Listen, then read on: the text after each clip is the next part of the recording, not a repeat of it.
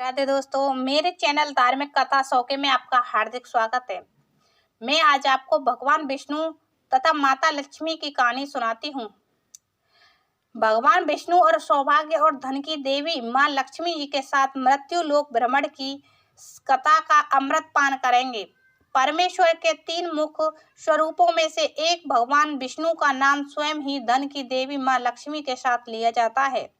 शास्त्रों में कथाओं के अनुसार माँ लक्ष्मी जी हिंदू धर्म में धन संपदा, शांति, सौभाग्य और समृद्धि की देवी मानी जाती हैं।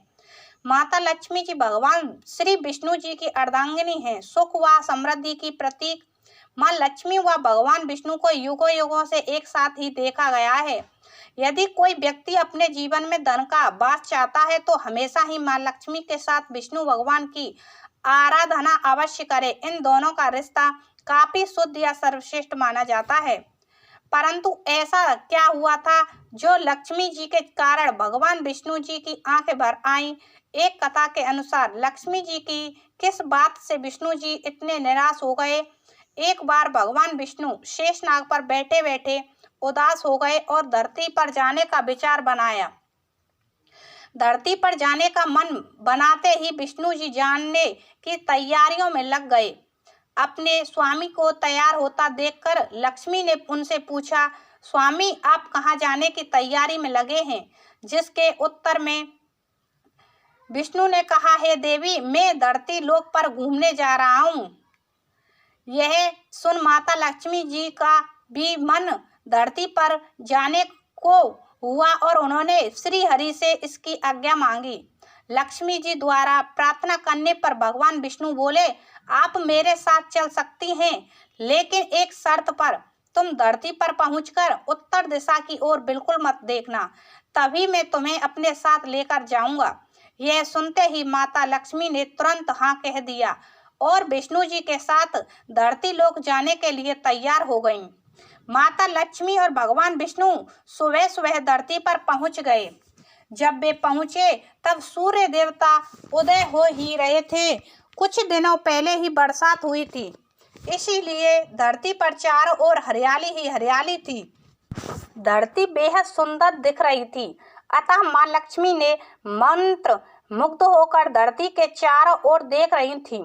माँ लक्ष्मी जी भूल गई थी कि पति को क्या वचन देकर साथ आई हूँ। अपनी नजर घुमाते हुए उन्होंने कब उत्तर दिशा की ओर देखा उन्हें पता ही नहीं चला। मन ही मन मुग्ध हुई माता लक्ष्मी ने जब उत्तर दिशा की ओर देखा तो उन्हें एक सुंदर बगीचा नजर आया। उस ओर से भीनी भीनी खुशबू आ रही थी। बगीचे में बहुत ही सुंदर सुंदर फूल खिले थे। फूलों को देखते ही माँ लक्ष्मी बिना सोचे समझे उस खेत में चली गईं और एक सुंदर सा फूल तोड़ लाई। फूल तोड़ने के पश्चात जैसे ही माँ लक्ष्मी भगवान विष्णु के पास वापस लौटकर आई, तब भगवान विष्णु की आंखों में आंसू थे। माँ लक्ष्मी के हाथ में फूल देख विष्णु जी बोले, कभी भी किसी से बिना पूछे उसका कुछ भी नहीं लेना चाहिए। और साथ ही माँ लक्ष्मी को विष्णु जी को दिया हुआ वचन भी याद दिलाया। और फिर भगवान विष्णु जी ने दी माँ लक्ष्मी को सजा। माँ लक्ष्मी को अपनी भूल का जब आभास हुआ तो उन्होंने भगवान विष्णु से इस भूल की क्षमा मांगी। विष्णु जी ने कहा कि आपने जो भूल की है उसकी सजा तो आपको अवश्य मिलेगी। जिस माली के खेत से आपने बिना पूछे फूल तोड़ा है, यह एक प्रकार की चोरी है।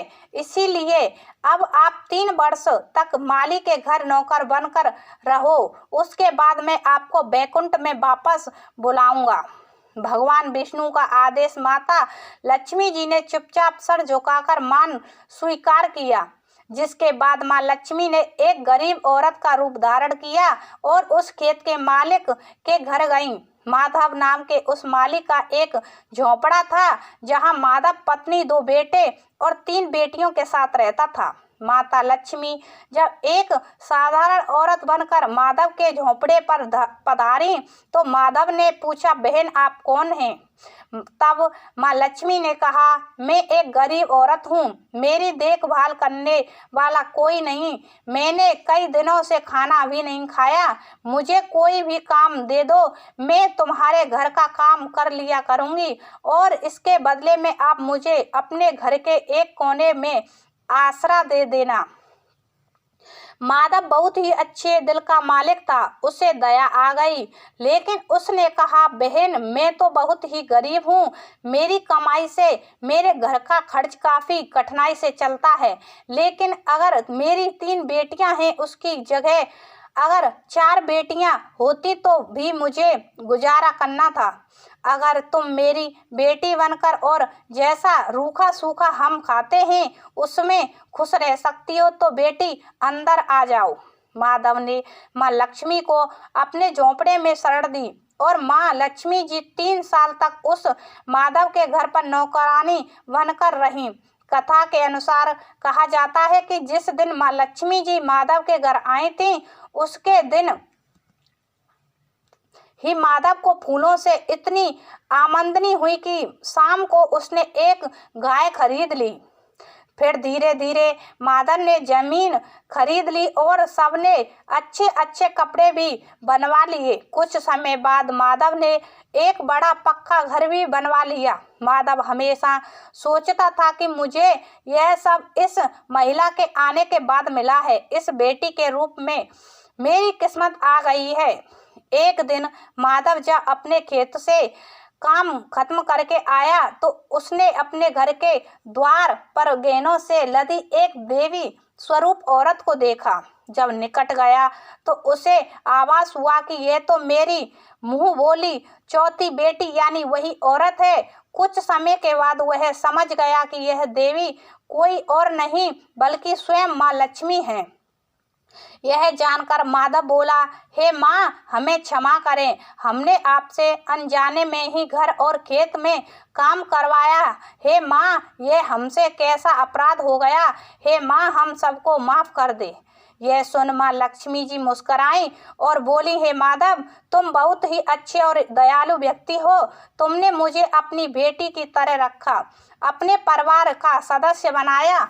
इसके बदले में मैं तुम्हें वरदान देती हूँ कि तुम्हारे पास कभी भी खुशियों की और धन की कमी नहीं रहेगी, तुम्हें सारे सुख मिलेंगे जिसके तुम हकदार हो। इसके पश्चात माँ लक्ष्मी अपने स्वामी श्री हरि के द्वार भेजे रथ में बैठकर